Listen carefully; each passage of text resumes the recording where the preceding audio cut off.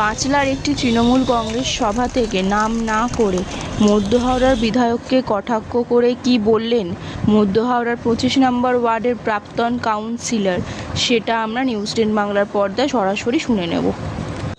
মঞ্চে উপস্থিত আছেন এই অঞ্চলের, হাওড়া সদরের, এই অঞ্চলের নয়, হাওড়া সদরের যতজন 7 জন যদি বিধায়ক থাকে, আমি মধ্য হাওড়ার ছেলে, তবু আমার বলতে কোনো দ্বিধা নেই যে যেখানে যে বিধায়ক আছেন গুলশানদা, আমার মনে হয় এত জনপ্রিয় বিধায়ক হাওড়া সদরে কোনো আছে কি না আমি জানি না।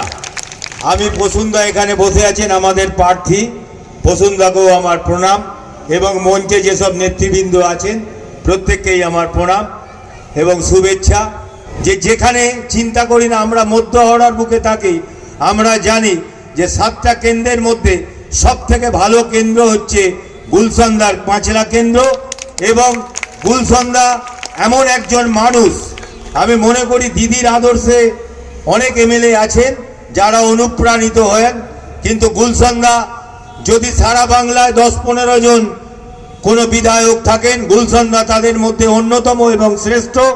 তিনি সারা সময় মানুষের পাশে থাকেন এবং আমাদের প্রার্থী সর্বজন শ্রদ্ধেয় প্রসূনদা আছেন, তিনি 3 বারের বিজয়ী। আমরা চাই 4র্থবারের জন্য প্রসূনদাকে বিপুল ভোটে আমরা হাওড়া সদর থেকে পুনরায় নির্বাচিত করে এবং আমরা দিল্লির দরবারে পৌঁছাতে চাই।